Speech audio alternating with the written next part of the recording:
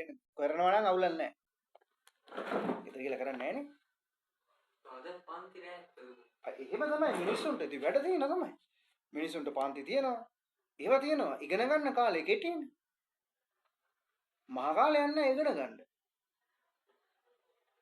තාම දැන් මාස කිහිපයක්නේ තියෙන්නේ. ඕලෙවල් ඉවරෙච්ච ගමන් ඒක ඉවරයිනේ.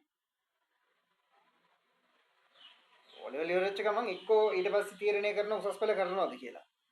සමහරට උසස් පෙළ කරන්න පුළුවන් නැත්තම් නැති වෙන්න පුළුවන්. මේක පාස් වුණොත් උසස් පෙළක් කරනවා. මේක වේල් නම් ඉතින් කිසිම දෙයක් නැහැනේ.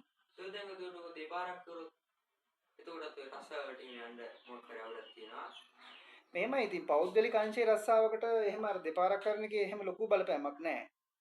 නමුත් රාජ්‍ය සේවයට යනවා නම් අනිවාර්යයෙන්ම මේ සාමාන්‍ය එක රිසල්ට් ෂීට් එකේ කට්ටිය බලාපොරොත්තු වෙනවා. රස්සාවට ගන්න කලින් මේ සම්මාන වලින් හරි පාස් වෙලා තියෙන්න ඕන.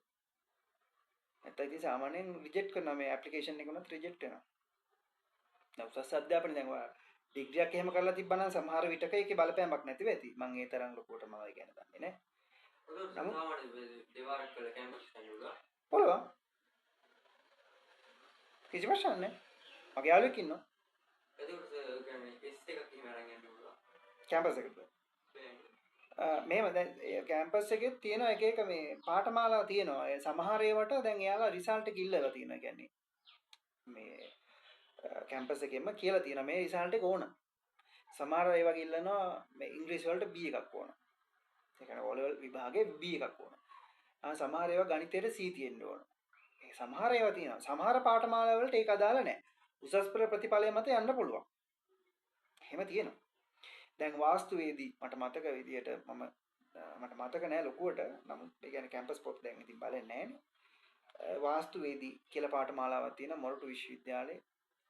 ඒකට මට මතක විදියට නම් ඉංග්‍රීසි වලට O level ඉංග්‍රීසි B වගේ තියෙන්න ඕන වගේ මට මතකයක් තියෙනවා. O level ඉංග්‍රීසි එක බලනවා.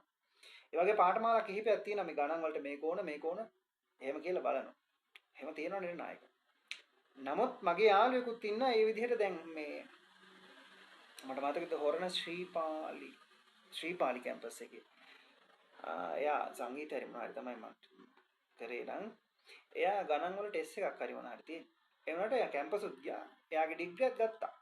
කිසි ප්‍රශ්නයක් නැහැ. මම තාම මං හිතන්නේ රසාවක් තියෙනවද නැද්ද කියන්නේ මම දන්නේ නැහැ. සාමු කියන්නේ පොඩ කාලෙක කතා බහ කරන්න බැරි වුණා. නමුත් ඉතින් ටීචින් හරි යට එන්න පුළුවන්. මට එයාගේ උපාධිය තියෙනවා. ඉතින් කිසි ප්‍රශ්නයක් නැහැ මම දන්න විදියට. නමුත් අපි බාගෙට ඉගෙනගෙන තියෙනවා නම් ඉතින් රසාවට ගියාම අරක බලනවා ඉතින්. එහෙනම් මොකටත් හොඳයි නේ ඉතින් මේ පාඩම් කරලා මේවා ටික චුට්ටක් ඔළුවට දාගෙන ඉවර වෙලා ගොඩ දාගන්න එක. වන් ෂොට් නොකවුට් ගහන්න ඕන. දෙපාරක් කරන්න අවුලක් නේ. නේ? එහෙනම් පළවෙනි පාර කරන්න ඕන. බැරි නෑ.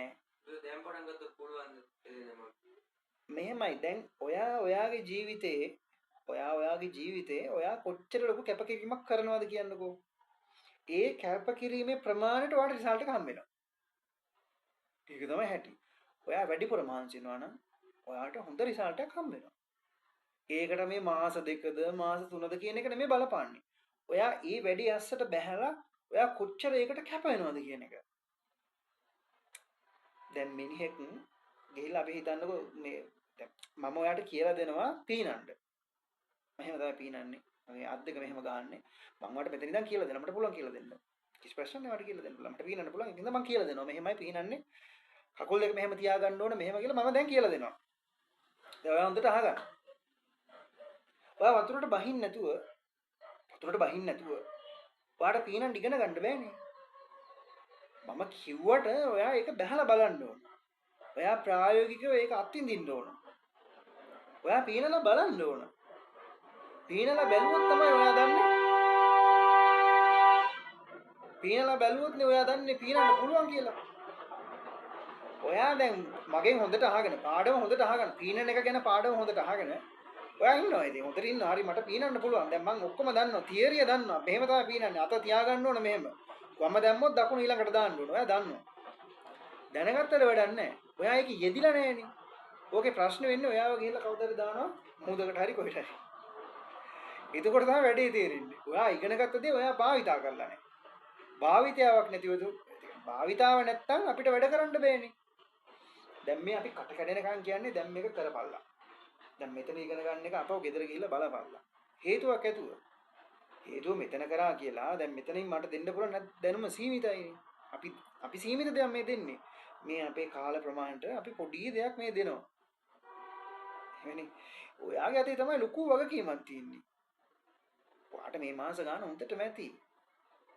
හොඳටම ඇති. කිසි ප්‍රශ්නයක් නැහැ. හොඳටම ඇති. මම විභාග කරලා මේ වෙනකම් මම විභාග කරලා මම හොඳටම දන්නවා. අපි කොච්චර ප්‍රමාණයකද මහන්සි වෙන්නේ ඒ ප්‍රමාණයට අපිට රිසල්ට් එක හම්බ වෙනවා. හැබැයි මහන්සි වෙන්න ඕන. මහන්සි වෙන්නේ නැතුව දැන් පොතේ තියෙන ටික අපි මේව ලියලා ඒක එහෙම ගිහිල්ලා දාතියලා තිබ්බා ඒක වෙන්නේ නැහැ.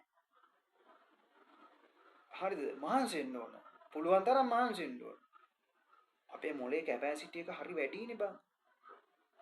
පට්ට මොළනේ අපිට තියෙන්නේ. පට්ට මොළ තියෙන්නේ. වැඩ ගන්න ඕන. ඔයාලා පාවිච්චි කරන්නේ නැහැ. මම දන්නේ 100%ක්වත් පාවිච්චි කරනද ඔළුවේ. මොලේ කැපැසිටි එකේ. මේක දත්ත ගබඩාවන්නේ. පුළුවන් තරම් මහන්සියන්. අද මහන්සි වෙන මම මේ කාටම කියන්නේ අද මහන්සි වෙලා. පුළුවන් තරම් අද මහන්සි වෙන. අනාගතේට.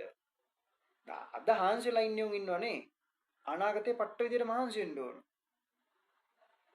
අද මේ ඔයාගේ තරුණ කාලේ මේ අද මහන්සි වෙනුන් ඉන්නවනේ. වයසට යනකොට පාඩු ඉන්නවා සල්ලි එනවා ගලාගෙන. අපි මේ හැම මගුලම කරන්නේ මේ ඉගෙන ගන්න හැම කෙහෙම මලම කරන්නේ සල්ලි හොයන්නනේ. ජීවත් වෙන්න සල්ලි තියෙන්නේ. හැම දෙයකටම සල්ලි අද කාලේ බල්ලෝ නොකන සල්ලි කොට සල්ලි තමයි හැමදේම. සල්ලි නැතුව කිසි දෙයක් කරන්න බෑනේ. සල්ලි හොයන්න ඕන. සල්ලි හොයන්න මහන්සි වෙන්න ඕන. මේ කාලේ මේ තියෙන ඔයාගේ තරුණ කාලේ මහ ලොකු ජවයක් තියෙන්නේ. මාර මොරාල් දැන් මේ තරුණ ඔයාලා එන්නේ නව යවුන් වියට මේ එන්නේ හිමීට. ඔය මොරාල් කාලයක්. කියන්නේ මොරාල් එකේ වැඩ කරන්න පුළුවන්. තේරෙනවද? අත ගහන දේ පුළුවන් කාලයක් මේ තියෙන්නේ. දැන් අපේ කාලේ වෙනස්. දැන් මම වෙනස්. දැන් මට දැන් වයසයි ටිකක් වයසයි. මට දැන් හරි අමාරු ඉගෙන ගන්න දේවල් කරන්න.